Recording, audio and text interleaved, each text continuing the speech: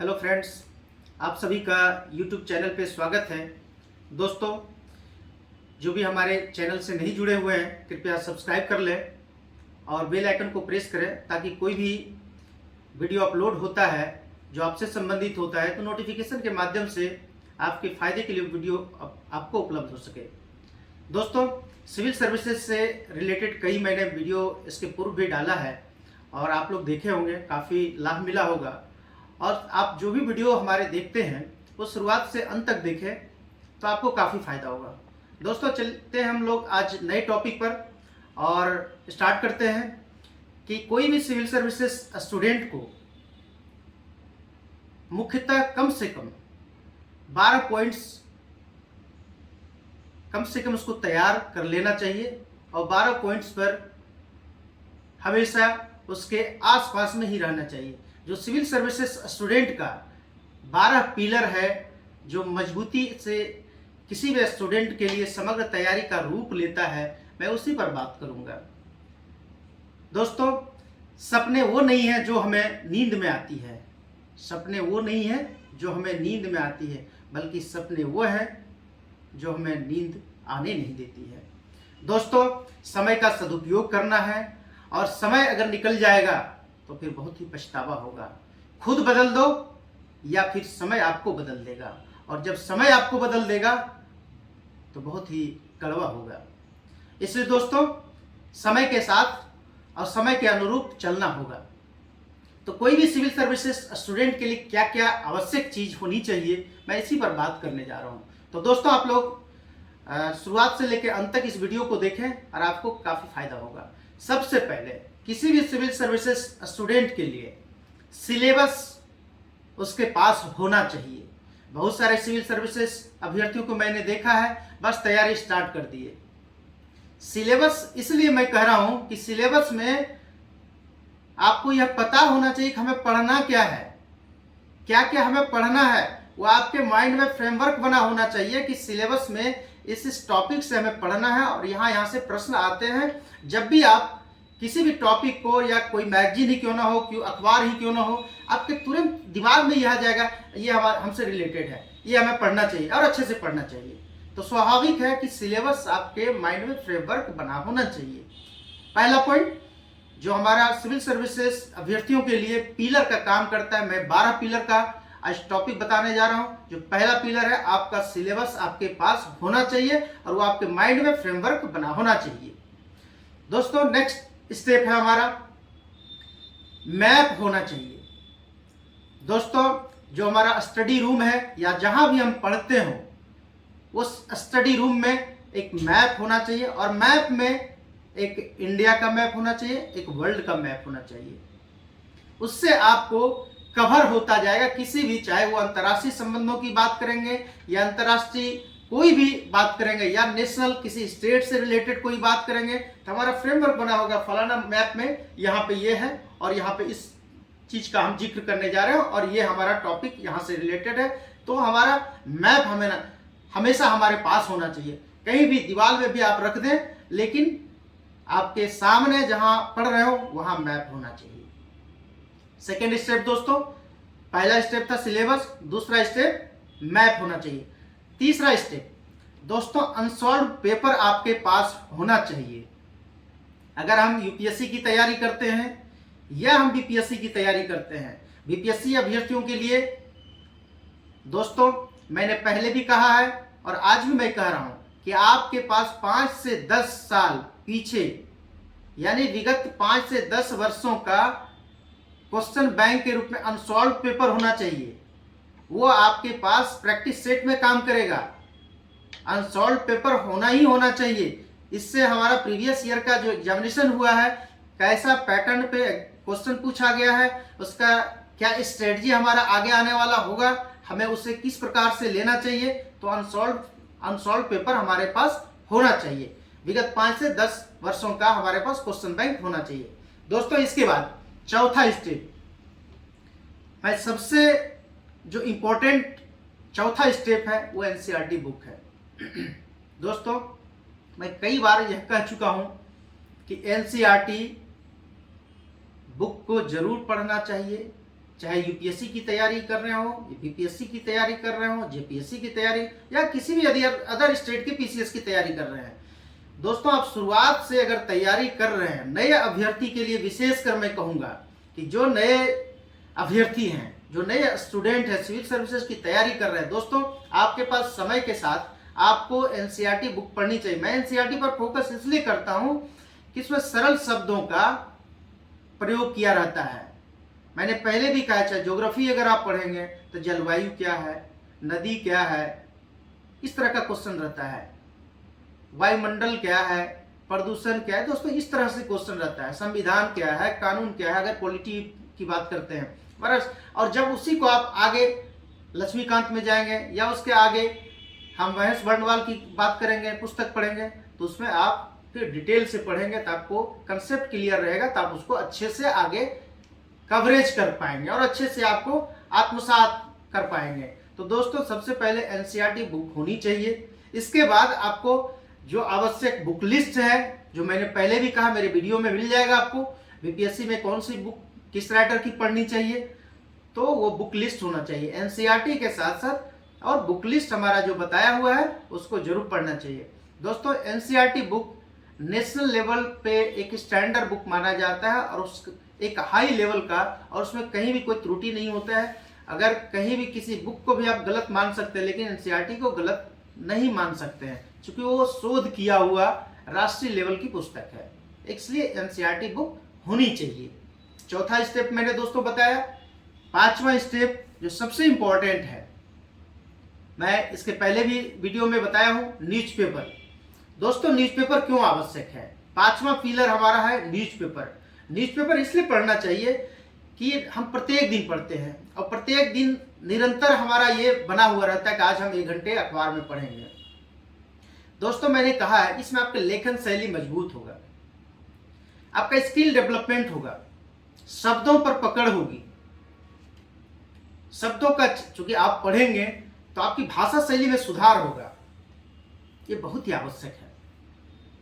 राष्ट्रीय अंतर्राष्ट्रीय खबरों को जानेंगे, नए अपडेट आपका होता रहेगा, आप इकोनॉमिक से रिलेटेड भी आपको उसमें मिल जाएगा।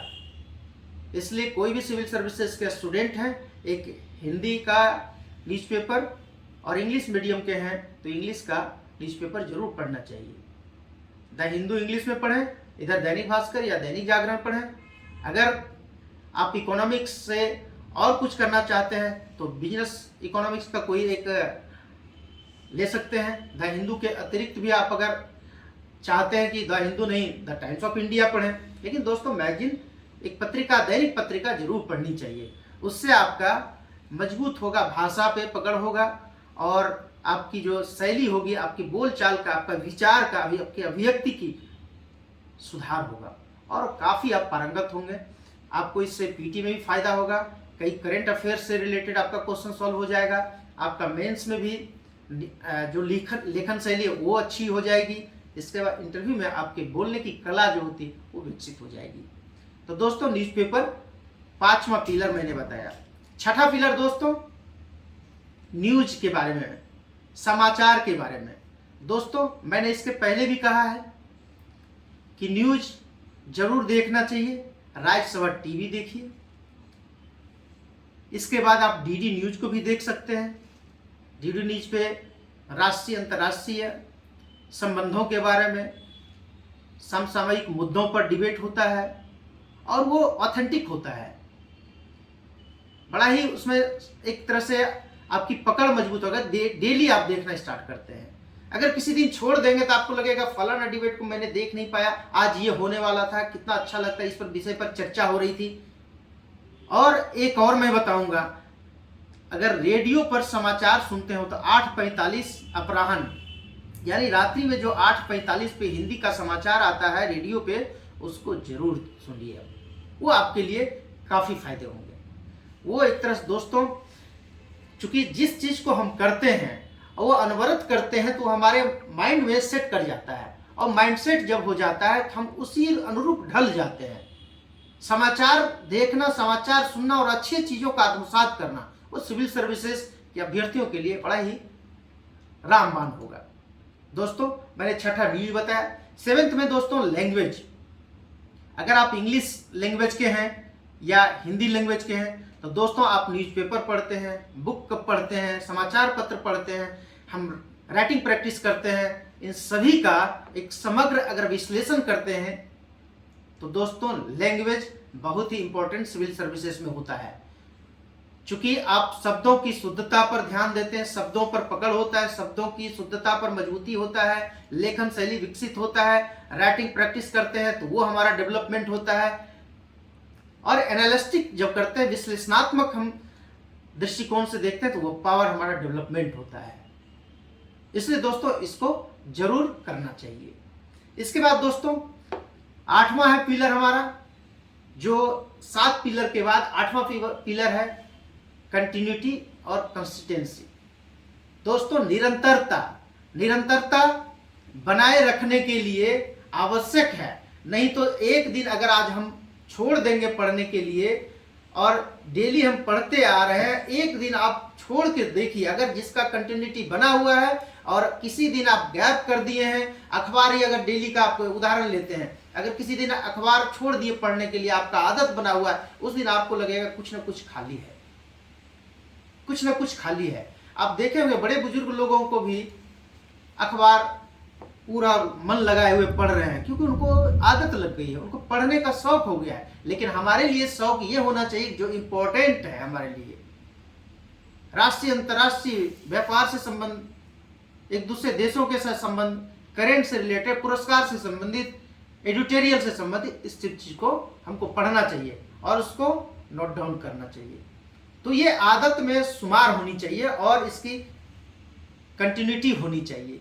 किसी भी चीज को हम पढ़ते हैं, चाहे हम लिखते हैं, पढ़ते हैं और किसी भी टॉपिक को लेते हैं, तो वो हमारा कंप्लीट होना चाहिए और निरंतरता बनी रहनी चाहिए। इसके बाद दोस्तों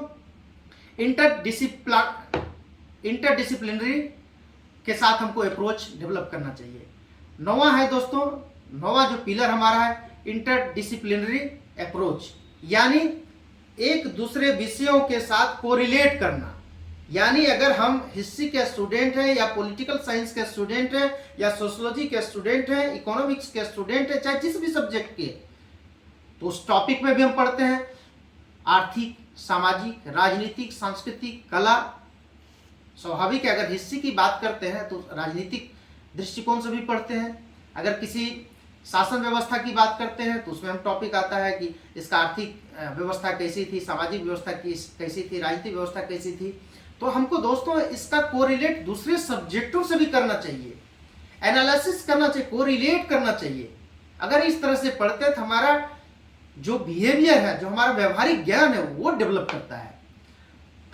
तब क्या होगा कि क्वेश्चन, अगर किसी तरह का व्यवहारिक क्वेश्चन पूछा जाता है, समसामयिकी क्वेश्चन पूछा जाता है, तो हम एक दूसरे से कोरिलेट कर उसमें पार्टिसिपेट करते हैं। तो दोस्तों इस चीज को इंटरडिसिप्लिनरी अप्रोच के तहत हमें एक दूसरे विषयों के साथ कोरिलेट करना जरूरी होता है। हम अगर उसको पढ़ते हैं तो उसको एनालिसिस भी करें, इससे हमारा डेवलपमेंट बढ़ता है। दोस्तों इसके बाद 10वां है एनालिस्टिक डेवलपिंग पावर। जब ये सब चीज हम पढ़ते हैं, ऐसा करते हैं, तो स्वाभाविक है कि हमारा विश्लेषणात्मक जो पावर होता है वो विकसित होता है। तो स्वाभाविक है दोस्तों, इन सब व्यवहारों को अगर हम आत्मसात करते हैं तो एनालिस्टिक पावर डेवलपमेंट होता है, हमारे अंदर वो होता है। कैसे होता है? उपरोक्त मैंने जितनी चीज को बताया है उन सब को हम ऐसा अगर एनालिस्टिक करते हैं तो ये हमारा डेवलपमेंट होता है। दोस्तों इसके बाद हमारा 11वां पिलर है टाइम मैनेजमेंट, जो सबसे इंपॉर्टेंट है। दोस्तों समय निकल गया तो फिर पछतावा ही रहेगा, उम्र निकल गया पढ़ने का तो फिर उम्र यूं ही गुजरता जाएगा और अंततः होगा क्या, हम कहीं के नहीं रहेंगे। क्योंकि पढ़ने का एक उम्र होता है, पढ़ने की इच्छा होती है। तो दोस्तों इसके लिए जब तक आप गोल सेट नहीं करते हैं, कहता है ना कोई कि गोल जब तक आप सेट नहीं करेंगे, गोल अचीव क्या करेंगे? आपको पता ही नहीं है कि हमारा लक्ष्य क्या है। इसलिए दोस्तों लक्ष्य को निर्धारित कर गोल अचीव किया जा सकता है और इसके लिए टाइम मैनेजमेंट इंपॉर्टेंट है। दोस्त, कई मित्रों का यह सवाल रहता है कि कितने घंटे पढ़ने चाहिए। दोस्त, मैं तो यही कहूँगा कि 7 घंटे आप सोते हैं, 3 से 4 घंटे आप अपनी दिनचर्या में लगाते हैं, यानी खाने पीने नहाने धोने में लगा देते हैं। आपका 10 घंटा तो यूं ही गुजर गया, बचा आपके पास 14 घंटे। 14 घंटे में आप कितना कम से कम टाइम को वेस्ट करते हैं, कितने समय को बर्बाद करते हैं, बाकी आपके लिए पढ़ने का समय है। अगर 14 घंटे में 8 घंटा पढ़ सकते हैं तो ये कंटिन्यूटी आपकी होनी चाहिए। टाइम मैनेजमेंट इतना इंपॉर्टेंट है दोस्त, चाहे आप सिविल सर्विसेज की तैयारी कर रहे हो या किसी भी चीज की तैयारी कर रहे हो, चाहे आप कहीं आप यात्रा पे ही जा रहे हैं, आपको कहीं पहुंचना है। दोस्त, इंपॉर्टेंट इतना है कि आपको इंटरव्यू का टाइम दिया हुआ है कि 11:45 में जाएंगे, क्या आप 12:45 या 12:40 में जाएंगे, क्या आप 12:30 जाएंगे? आपको जाना है 11:45 अगर दिया गया है तो 11:45 इंटरव्यू बोर्ड में आपको जाना है, क्योंकि समय इंपॉर्टेंट है। इसी को लक्ष्य निर्धारित कर टाइम को मैनेजमेंट करिए और यही आप परखिए और समझिए कि टाइम मैनेजमेंट कितना इंपॉर्टेंट है।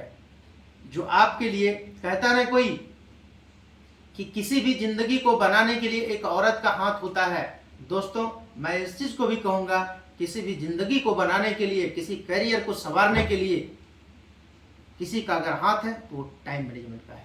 इसलिए टाइम मैनेजमेंट इंपॉर्टेंट है, इसको आप जरूर करें। दोस्तों, इनके बाद भी एक लास्ट और सबसे इंपॉर्टेंट जो पिलर है सिविल सर्विसेज स्टूडेंट के लिए, वो है कॉन्फिडेंट। आपके अंदर कॉन्फिडेंट होना चाहिए, आपके अंदर वो विश्वास होना चाहिए और विश्वास की लौ को जलाए रखना चाहिए। जब जब आपका लक्ष्य डगमगाए, आपको यह यकीन होना चाहिए कि मैं इसे करूंगा, मैं इसे कर सकता हूं। दोस्तों, कॉन्फिडेंट को कभी भी डगमगाने नहीं देना है, हौसले को बनाए रखना है। क्योंकि इसलिए मैं दोस्तों कहता हूं, मंजिलें उन्हीं को मिलती है जिनके सपनों में जान होती है। मंजिलें उन्हीं को मिलती है जिनके सपनों में जान होती है। पंख से कुछ नहीं होता है, हौसलों से उड़ान होती है। इसलिए दोस्तों, हौसले को बनाए रखें, कॉन्फिडेंट को बनाए रखें। गोल को अचीव करना है तो इन सभी बातों को आप आत्मसात करिए और इसको फॉलो करिए। यकीनन आप सफल होंगे, सफलता आपके कदम चूमेगी, सफलता से आपको कोई रोक नहीं सकती है। ऑल द बेस्ट दोस्तों। नेक्स्ट वीडियो में मैं पुनः मिलूंगा अगले नेक्स्ट टॉपिक पे, और मैं पुनः कहूंगा दोस्तों कि जो भी लोग इस चैनल से नहीं जुड़े हैं, कृपया सब्सक्राइब कर लें और बेल आइकन को प्रेस करें। और मेरा वीडियो सिर्फ और सिर्फ सिविल सर्विसेज स्टूडेंट, विशेषकर बीपीएससी अभ्यर्थियों के लिए होता है। आप इसे शुरुआत से अंत तक देखें और इसका लाभ लें। मैं समय निकालकर अपने बिजी शेड्यूल में आता हूं आपके लिए दोस्तों, इसलिए आप शुरुआत से अंत तक देखें और कमेंट की अपेक्षा होगी। आप वीडियो का जो देखने के बाद आपको कैसा महसूस होता है, आप क्या फील करते हैं, आप एनालिसिस करें और वीडियो पे जरूर कमेंट करें, और उसी कमेंट के अनुरूप नेक्स्ट वीडियो में लेकर आऊँगा। तब तक के लिए दोस्तों इतना ही। Thank you so much. Next video में पुनः मिलूंगा। Thank you so much.